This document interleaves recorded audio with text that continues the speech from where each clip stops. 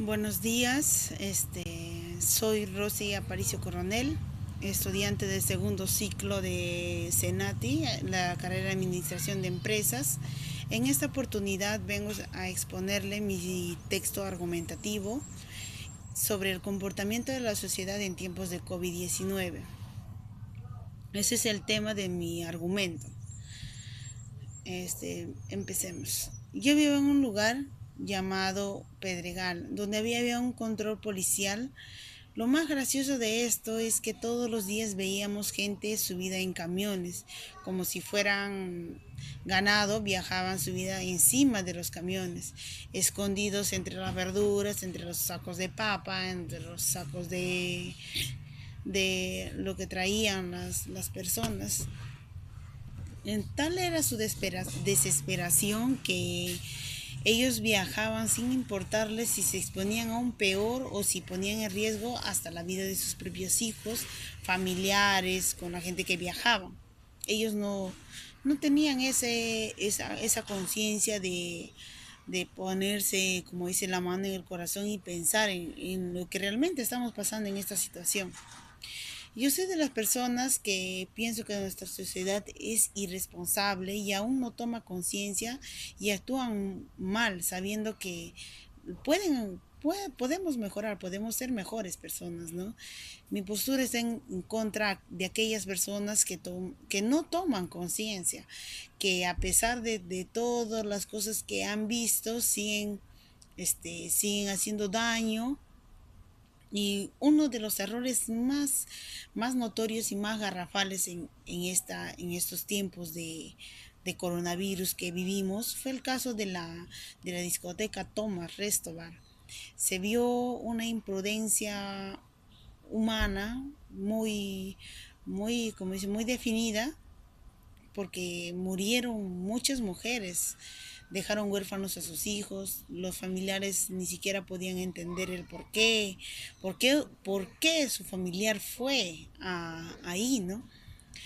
Entonces, sinceramente, eso nos enseñó que socialmente aún no estamos preparados ni somos capaces para darnos cuenta de la gravedad de las cosas que pueden ocasionar pequeños y simples actos en nuestra sociedad, ¿no?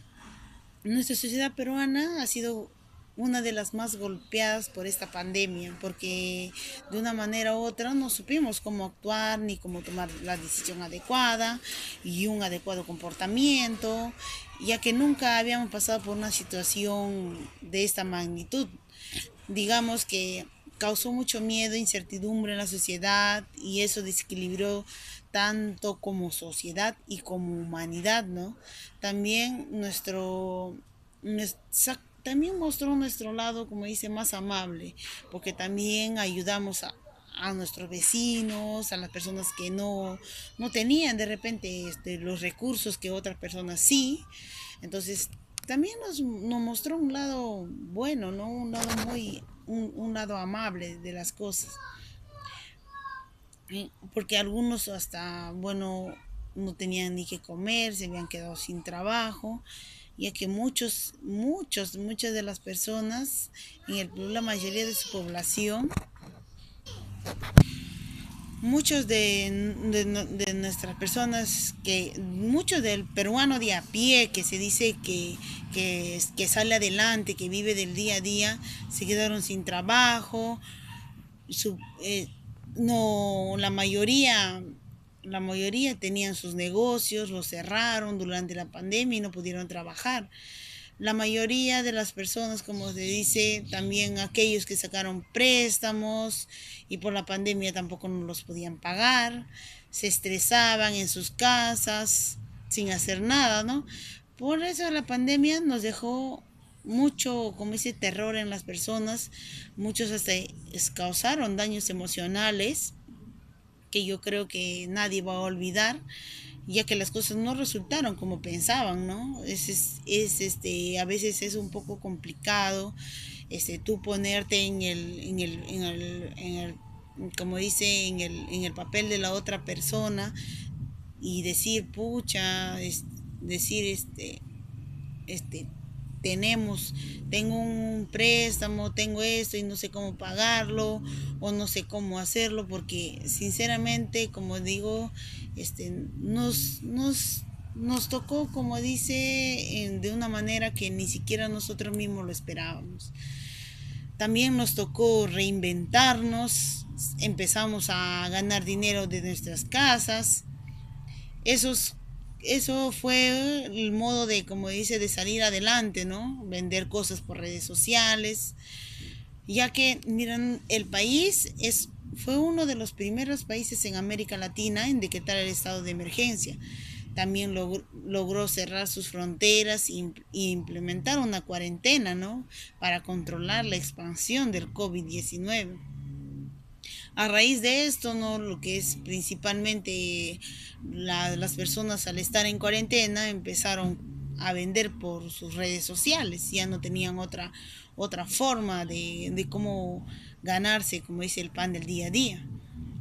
También, también desde el 15 de marzo, que fue nuestra economía fue reduciendo, ya que la mayoría de los peruanos viven del día a día, ¿no?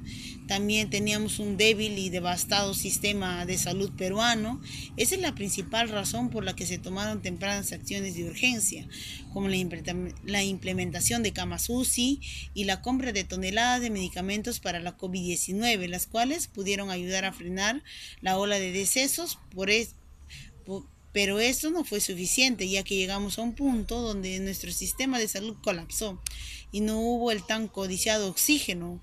Muchas personas murieron a falta del oxígeno que fue primordial para frenar el coronavirus.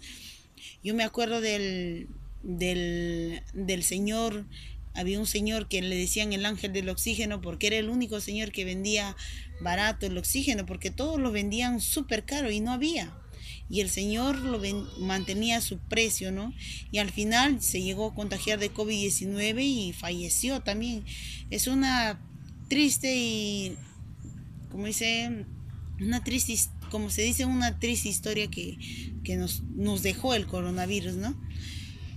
Según medios internacionales, nuestro país encabezó uno de los primeros puestos en las tasas de mortalidad por COVID-19, ya que en un inicio no supo controlar el virus y la gente no tomaba conciencia o no sabían cómo actuar, ¿no? Porque pasamos por una situación muy difícil. Creo que nadie va a olvidar que nos enseñó que no estábamos preparados para una situación así tan caótica, ¿no?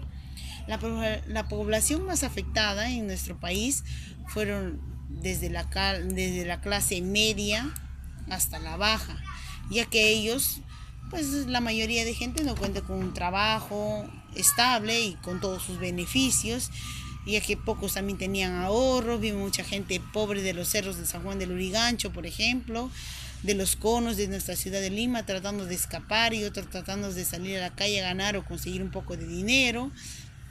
Algunos de ellos eran cargados en patrulleros, llevados a la comisaría por desacato a la autoridad o porque no respetaban las medidas dictadas por el Estado, como el toque de queda. También eran multados y algunos hasta golpeados por los policías que tenían la autoridad, ¿no?